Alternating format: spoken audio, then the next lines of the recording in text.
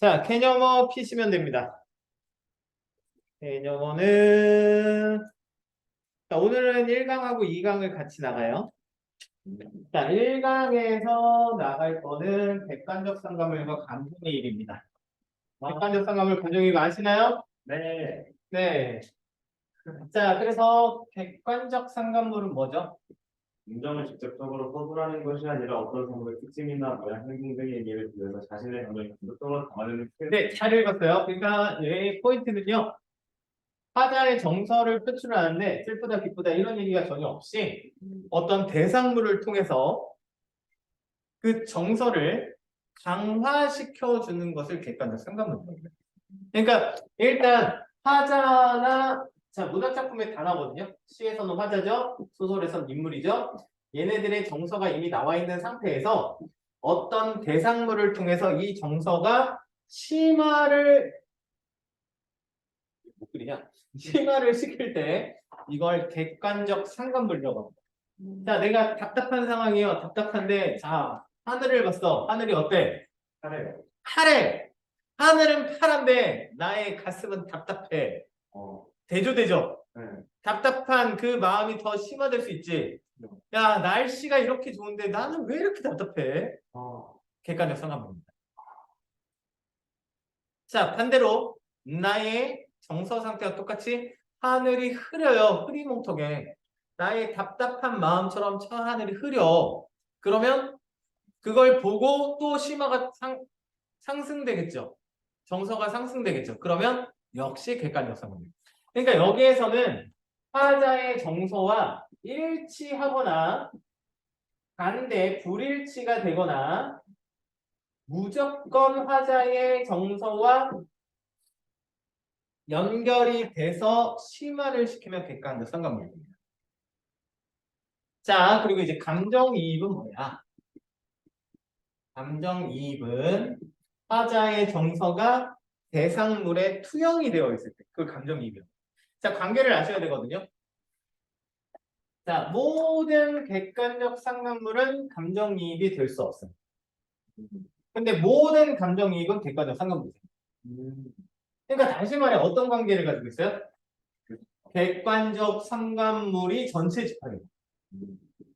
그리고 거기에 일부분을 차지하는 게 감정이입입니다. 그러니까 그 감정이입은 모두 객관적 상관물이라고 할 수 있죠.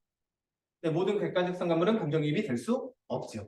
자, 그러면 어떻게 돼야 되냐면 자, 화자가 역시 어떤 상태예요. 그런데 그 대상물과 화자와 인물과 대상의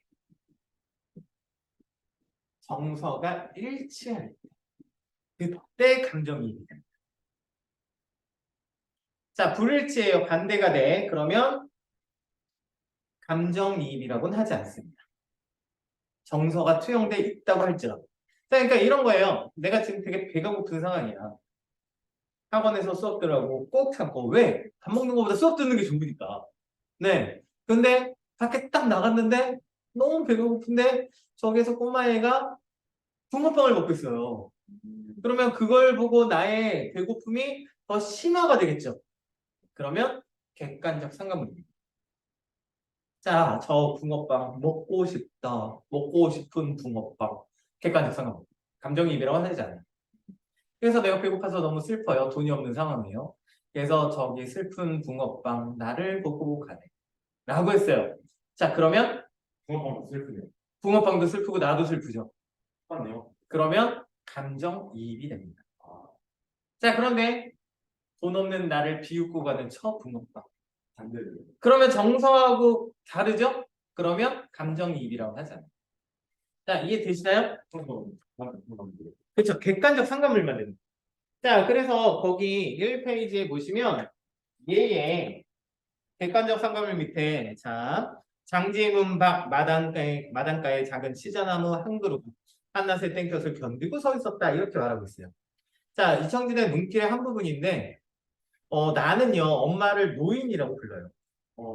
엄마한테 줄 것도 없고요 받을 것도 없다라고 생각해요. 엄마도 그렇게 생각해요.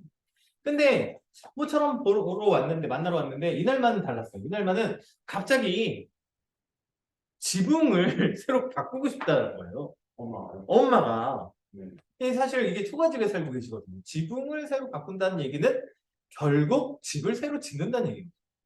아니 이 사람이 이 노인네가 왜 이럴까? 내가 되게 답답해져요.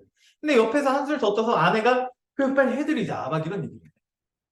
되게 답답하죠. 나는 자리를 박차고 나왔어요. 박차고 나왔는데 치자나무 한 그루가 땡볕을 견디고 서 있는 것처럼 보여요. 답답해 보이죠. 자, 결국 치자나무를 통해서 화재 정서가 심화되겠지. 원래 사실 치자나무는 어때요?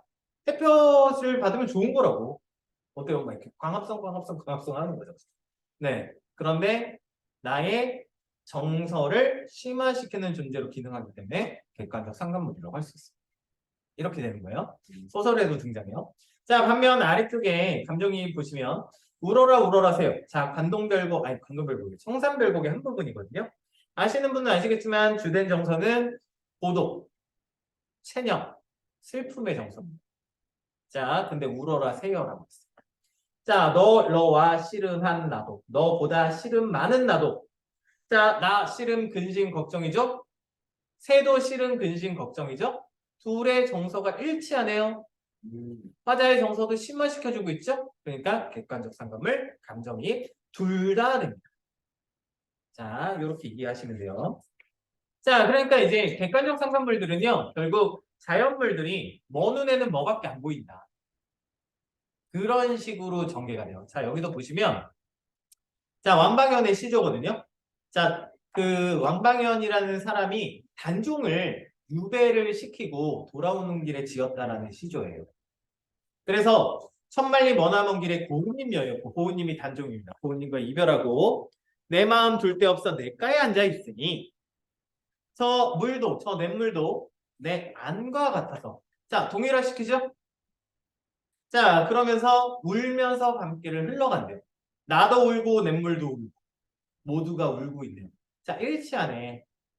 근데 냇물은 맑게 흐르면서 졸졸졸 흘러갈 수도 있잖아. 웃으면서. 근데 화자가 슬픔의 정서니까 감정이 투영되면서 화자의 정서를 심화시켜줍니다. 객관적 상황을 감정이입니다.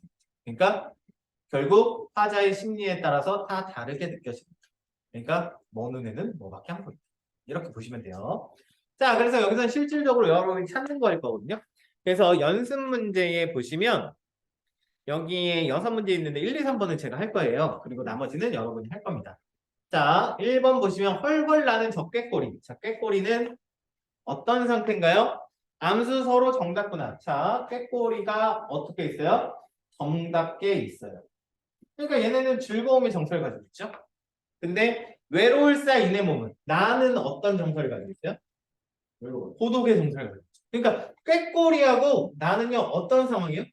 쉽게 꾀꼬리는 커플, 나는 솔로. 서로 대조. 자, 우리가 화이트데이나 발렌타인데이, 그리고 빼빼로데이 때 느끼는 감정이에요. 네. 자, 그러니까 뭐가 돼요? 꾀꼬리의 정서가 투영되어 있지만 화자의 정서가 일치하지 않죠. 이럴 때는 객관적 상관물로만 기능을 합니다. 자, 그렇게 써두시면 돼요. 자, 그 다음에 2번도 한번 보시면 2번. 백석의 여승이라는 시입니다. 자, 이 여승이라는 시에서는 여승 아시지 않나요? 나는 이 여승을 옛날에 만난 적이 있어요. 나는 갑자기 불경처럼 서러워져요. 왜냐면 이 여승은요, 옛날 금전판, 금광 있는 동네에서 옥수수를 팔던 여인이었어요. 그러다가 남편은 돈 벌고 온다고 하면서 돌아오지 않고요. 그리고 어린 딸은 도라지 꽃이 돌무덤으로 갔어요. 어린 딸은 어떻게 됐을까요? 죽었어요. 자, 상공도 서럽게 오는 슬픈 날이 있었어요. 그래서 산절의 마당 구퉁이에 여인의 머리카락이 눈물방울같이 떨어진 날이 있었어요. 자, 그러면 여기에서 객관적 상관물 역할을 하는 것은 산꽁이죠. 그리고 산꽁의 서러움의 정서가 투영되어 있죠. 서러움의 정서는 화자와 여승과 다 일치하죠. 그러니까 객관적 상관물 감정이입이라고 할 수 있겠네요. 자, 그 다음에 조원의 시조입니다. 자, 이 시조 재밌어요. 자, 지당에 비 뿌리고 양류에 내끼. 지당은 연못입니다. 연못에 비가 뿌리고 양류, 버들가지에 내가 안개거든요. 안개끼인데. 사궁은 어디 가고 빈배만 메어 있다. 석양의 짝이른 갈매기는 오락가락합니다. 자, 화자는 어떤 상황일까요? 화자는요, 이별했어요. 왜 그렇죠? 왜 그렇게 할 수 있죠? 빈대만 내요. 아니요. 짝이른 갈매기만 왔다 갔다 해요. 자, 봐. 남자친구, 여자친구가 새로 생겼어요. 그래서 오늘 남자친구, 여자친구 만나기로 했단 말이에요. 그러면 이렇게 갈매기가 한 마리 날아가고 있어요. 그러면 뭐라고 생각할까요? 야, 너도 나처럼 여자친구, 남자친구 만나러 가는구나. 야, 신나. 막 하겠죠? 그런데 이별했죠. 이별했으니까 혼자 날아가는 갈매기가 짝이른 갈매기. 자, 내가 역할을 못하는 가장이에요. 그러면요. 너도 나처럼 먹이고 걸어 나왔구나. 배고파. 너도 나처럼 어디 뭐 먹으러 가는구나. 자, 화자의 상황에 비춰서 대상을 다. 오케이. 자, 그래서 객관적 상관물은 일단 갈매기라고 할 수 있겠죠. 감정이입은 들어갔나요? 네. 감정이입은 없지요. 얘도 짝을 잃는 거 아니에요? 짝을 잃었다는 것은 상황이죠. 정서는 들어가 있지 않죠. 자, 그래서 객관적 상관물로만 기능합니다. 그리고 자, 빈배 역시도 객관적 상관물 역할을 해요. 자, 왜 빈배도 그럴까요? 그러니까 화자는 도대체 왜 여기에 나왔을까? 울적한 마음에 배라도 한번 타볼까? 아니면 사람이라도 만나볼까? 그런데 나왔더니 뱃사공이 없어요. 밥 먹으러 갔는지 여자친구 만나러 갔는지 없어요. 빈배를 보면서 화자의 정서가 심화되겠죠. 그래서 객관적 상관물은 빈배와 갈매기가 되겠습니다. 자, 그래서 넘겨보시면 거기에 이제 4페이지에 있는 세 문제는 여러분이 해보시는 거예요. 해보세요. 네, 찾아보시면 돼요.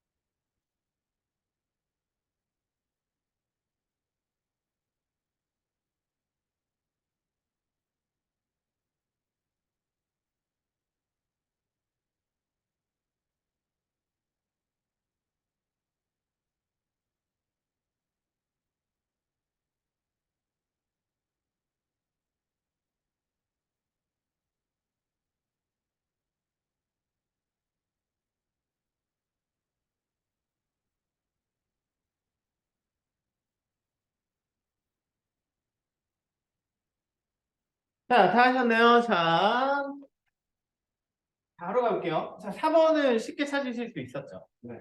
자, 4번은 어떤 상황일까요? 그리고 이제 사람들을 되게 힘들어하는 상황.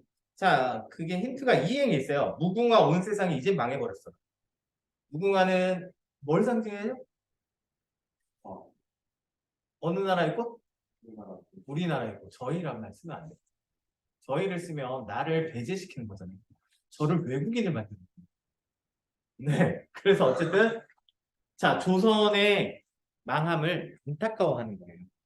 자, 그래서 여기에서는 그 안타까워하는 슬픔의 정서겠죠? 거기에 새와 짐승도 슬피울고 강산도 찡그리고 새, 짐승, 강산이 객관적 상관물이면서 감정이입이 됐죠. 자, 이렇게 찾으시면 되고 자, 서정주의 귀촉도에서 역시 일단 밤하늘은 안 찾았나요? 밤하늘을 보시면 자 지친 밤하늘이라고 있어요. 그렇죠. 밤하늘 보면 지쳐 있나요? 아니요. 아니죠. 지친 것처럼 보이는 거잖아. 그러니까 역시 정서가 화제의 정서하고 일치하겠죠. 그러니까 얘도 객관적 성과 감정이입이고요.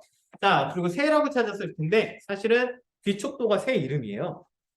그래서 귀촉도라고 해야지 정확합니다. 그래서 귀촉도 역시 객관적 상황을 감정이입이 됩니다. 자, 그리고 6번은 사실 선지만 보시면은 되죠? 문제는 길지만 결국 뭐 찾으란 이야기예요? 감정이입 찾으란 이야기. 그래서 답은 또 가만 보고. 안 풀었네요. 답은 선지만 보면 풀면 돼요. 답은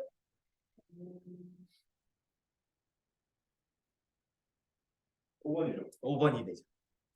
자, 왜냐면 벌레는 부끄러운 이름을 벌레는 왜 울어요? 기본적으로 짝짓기 안 하고 울어요. 그런데 슬퍼서 운다고 했어요. 왜? 화자가 슬프니까. 자, 윤동주가 창씨 개명한 후에 그 일본 유학 때문에 어쩔 수 없이 창씨 개명한 후에 슬퍼하면서 지은 시라고 전해집니다. 네, 그래서 그 상황을 그대로 투영했기 때문에 객관적 상감을 감정이입이라고 할 수 있어요. 자, 그리고 두 번째 2강으로 가요. 2강에는 단어하고 역설입니다. 자, 단어법. 기본이죠. 역설법. 다 아실 거예요. 근데 실질적으로 하시다 보면 단어랑 역설이 헷갈릴 때가 되게 많아요. 네, 그래서 그거를 헷갈리지 않게 하기 위해서. 자, 반어는 어떻게 하는 건가요? 저는 의도와 반대로 제시합니다. 그죠? 반대로 하는 거죠. 반대로. 내가 원래 의도하는 거하고 반대적인 진술을 해요. 그래서 너 진짜 잘생겼다. 감사합니다. 너 진짜 잘한다. 감사합니다. 너무 잘한다. 그런 말씀입니다. 이게 바로 보인 거예요. 나는 정말 진짜 안 먹어. 안 먹는다니까? 자, 이런 것들이 다 반어법이죠. 자, 반어법의 포인트는요, 뭐예요? 한 가지 상황을 거꾸로 이야기를 해요. 거꾸로 이야기하는 이유가 뭐예요? 강조하죠. 강조하거나 아니면 대상을 비판하려는 의도를 가지고 있습니다. 풍자하려는 의도를 가지고 있습니다. 자, 그러면서 반어법에는 대부분요, 강한 긍정이나 강한 부정이 많이 들어갑니다. 그리고 반복하는 경우에도 반어가 형성될 때가 많아요. 안 먹어, 안 먹어, 안 먹어, 안 먹어. 먹는다는 얘기죠. 네. 자, 근데 역설법은 뭐죠? 그래서 네. 모순된 표현이죠. 그렇죠. 다른 말로 이제 모순형용이라고 해요. 모순이라는 말이 뭔지 알아요? 모순이 원래 이게 한자 성어잖아요. 모순의 그런 유래 알아요? 모르겠어요. 이게 창 모자에 방패 순자예요. 뚫을 수 없. 맞아요. 이제 창과 방패. 그래서 어떤 사람이 시장에 나와서 창을 파는 거예요.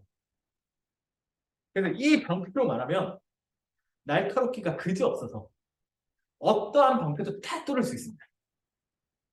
창을 사세요. 안 팔려. 그래서 어떻게 해요? 옆에 있는 방패를 끄집어내서 자, 이 방패를 말할 것 같으면 단단하기가 금강석 같아서 세상에 어떤 창으로도 뚫을 수 없습니다. 그랬더니 지나가는 사람이 여보시오. 그러면 그 창으로 방패를 뚫으면 어떻게 돼요? 그랬더니 얘가 말을 못했어요.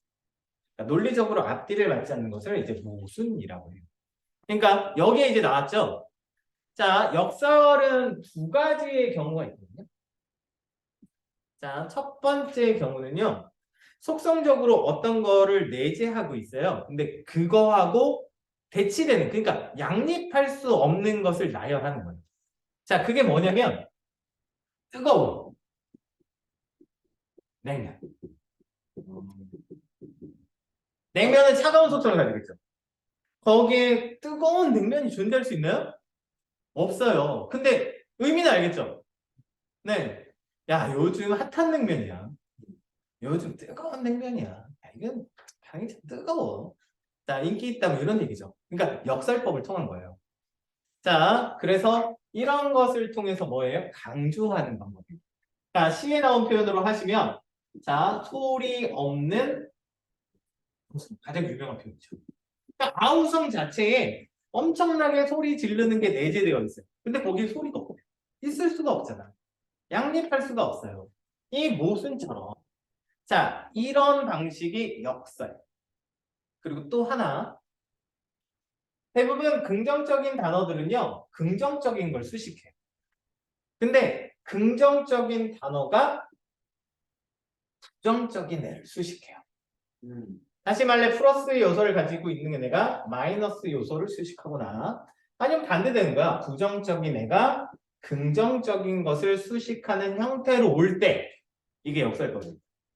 그러니까 예를 들어 찬란한이 나와요. 찬란한. 찬란한은 해보면 뭘 수식하죠? 찬란한 아침, 찬란한 미소, 찬란한 새벽. 그렇죠? 대부분 긍정적인 의미를 가진 애들을 수식합니다. 근데 여기에 부정적인 애를 수식하게 만요 찬란한 어둠, 찬란한 슬픔, 찬란한 눈물 이런 식으로. 아시겠어요? 또 이제 반대로 외로운 황홀 이런 식으로 수식해서 뭐 하는 거? 얘는 어떤 방법으로 대상을 강조하기 위한 방법으로 사용합니다. 근데 반어는 뭐라고요? 비판의 방법도 있어. 풍자의 방법도 있어. 그래서 이렇게 구분하시는 거예요. 자, 그래서 이제 역시 예를 보시면 진달래꽃에 뭐라고 했어요? 죽어도 아니 눈물 흘리오리다 이렇게 되어 있죠. 나 죽어도 안 울 거야. 무슨 얘기예요? 운다라는 얘기죠. 강한 부정은 긍정. 그래서 반응. 자, 상황이 하나가 나왔죠. 죽어도 안 울 거야. 그치? 자, 근데 역설은 뭐라고요? 거기 표시되어 있네요. 외로운 황홀한 심사에 외롭고 황홀하대. 자, 외로운 것은 대부분 어때요? 부정적입니다. 그게 황홀을 긍정적을 수식하고 있죠. 역설. 외로운데 어떻게 황홀할 수 있어요? 안 되죠. 자, 요런 것을 찾는 겁니다. 역시 1, 2, 3번은 제가 할게요. 첫 번째 거 보시면 쭉 가시다 보면 어디에 있을까요? 첫 번째 줄, 두 번째 줄, 세 번째, 네 번째, 다섯 번째 여기에 있네요. 찾으셨나요? 자, 괴로웠던 사나이 행복한 예수 그리스도예요. 자, 괴로운데 행복하대요. 자, 괴로운데 어떻게 행복할 수 있어요? 속성적으로 말이 안 되죠. 행복한 건 안 아파야지, 안 괴로워야지, 즐거워야지. 근데 괴로운데 행복하대. 물론 여기 표현에선 이해되시죠? 예수는 모든 인간들을 구원하기 위해서 십자가에 못 박혀 돌아가셨어요. 그러면서 괴롭지만 행복했겠지. 그걸 표현한 거예요. 그래서 역사예요. 자, 그 다음에 2번이요. 님의 침묵. 여기는 어디에 있죠? 두 번째 줄에 있죠. 자, 님은 같지만 나는 님을 보내지 않았어. 자, 갔는데 안 보냈대. 성립이 안 되죠? 내가 아까 얘기했잖아. 술은 먹었지만 음주운전은 안 했어요. 내 주머니에 있지만 도둑질은 아니에요. 역설이죠, 역설. 자, 그 다음에 3번은요. 처음에 딱 있죠. 우리의 사랑을 위해선 이별이 있어야 돼. 자, 사랑은요. 만나서 하는 겁니다. 사랑하니까 이별하는데 그런 말은 사실 없어요. 사랑하면 어떻게든 만나야죠. 근데 사랑을 위해선 이별이 있어야 돼. 그래서 양립할 수 없네요. 그래서 역설입니다. 역설만 한 것 같네요. 자, 그래서 이제 나머지는 여러분이 찾아보시는 거예요. 자, 8번까지, 아니, 8번까지 맞나요? 아니에요. 10번까지요. 10번까지 찾아보시면 되겠습니다.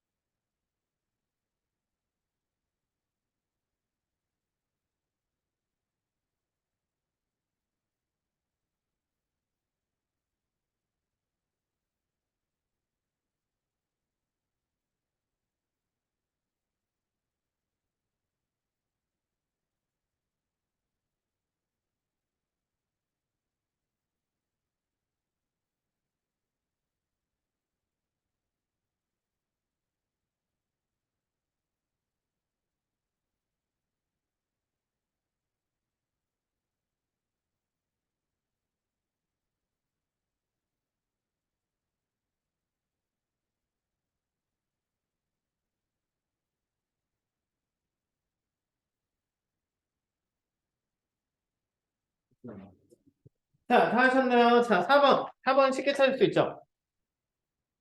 자, 첫 번째 줄에 뭐가 있어요? 외로운 눈부심이요. 자, 외로운데 눈부시대요. 역설이죠? 네. 자, 그 다음에 5번은 찾으셨나요? 맞기 맞는지 모르겠는데 찾았어. 어딥니까? 아무래도 스모그가 그래도 맑고 희고 그리고 폐수가 너무 깨끗한 까닭. 그리고 자, 요거는 일반적으로 반어라고 이야기를 하긴 하거든요. 네. 근데 역설로 보셔도 그 무방하기도 해요. 그래서 이거는 만약에 내신에 나오면 이제 선생님에 따라서 좀 달라지긴 해요. 자, 스모그가 맑고 희대요. 맑고 흰 스모그가 있을 수 없잖아요. 그래서 역설로 보기도 하고요. 그래서 너무 깨끗하대요. 그래서 그러면 반어로 볼 수도 있고요. 자, 그 다음에 자, 6번은요. 점점 신명이 난다. 자, 그쵸. 신명이 난다가 단어입니다. 자, 이들은 지금 어떤 상황이에요? 농사 많이 농사 짓는데 농촌의 구조에 대해서 이야기해요. 농사 짓는데 점점 가난해져요. 그럼 점점 우울해지거든요. 그래서 이들은 전혀 신날 수 없는 상황인데 신이 난다. 야, 정말 신난다라는 단어법. 자, 그리고 신날 수 없는데 신나고 있죠? 그래서 역설적 인식으로 대부분 나오는데 내신에서는 가끔 선생님 따라서 역설법 단어적 인식으로 설명하시기도 합니다. 그래서 역설과 반어가 같이 들어있어요. 여기. 자, 기영도의 안개에서는 무럭무럭처럼 그렇죠. 그래서 여공들의 얼굴이 희고 아름다워요. 자, 희면 무조건 아름답나요? 여공들이 얼굴이 왜 흰지 알아요? 그 밀가루 때문에. 아니요. 햇빛을 못 보고 공장에 처박혀서 일만 했기 때문에. 그래서 단어적이에요. 그리고 아이들은 무럭무럭 자라? 무럭무럭 자는데 공정으로밖에 못 가요. 단어적이죠. 자, 그 다음에 8번은 또 쉽게 찾으셨을 거예요. 바로 마지막 부분에 있죠. 바라보느라 온갖 것에 보이지 않는 움직임. 보이지 않는데 어떻게 볼 수 있어요? 역설이죠. 자, 그 다음에 9번은 자, 황동규의 즐거운 편지는 단어적이에요. 자, 사소한 일이라고 했는데 그 사소함으로 항상 옆에 있다가 그들을 불러. 이 사람한테 사소한 게 아니죠. 되게 절실한 거예요. 그러니까 단어법입니다. 단어를 찾으시면 2번이에요. 자, 먼 훗날 당신이 찾으면 잊었대요. 당신이 혼내면 나무라면 잊었대요. 언제 잊었어요? 그때 잊었어요. 자, 그러면 잊지 않겠다는 얘기죠. 자, 그리고 10번은 푸는 건데 답은 4번이에요.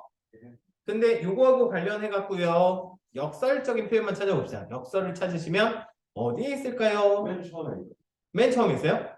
저녁에 저녁엔 해가 뜨고 아침엔 해가 집니다. 아, 그런데 여기도 있고요. 그리고 어디에도 있어요? 모르겠어요. 밤새도록 닦아도 닦이지 않는 참. 근데 안 바뀔 수도 있는 거예요. 닦이죠. 네. 닦는데 더러움이 묻어있을 수 있지만 닦이지 않는 거죠. 네. 그래서 이것도 역설입니다.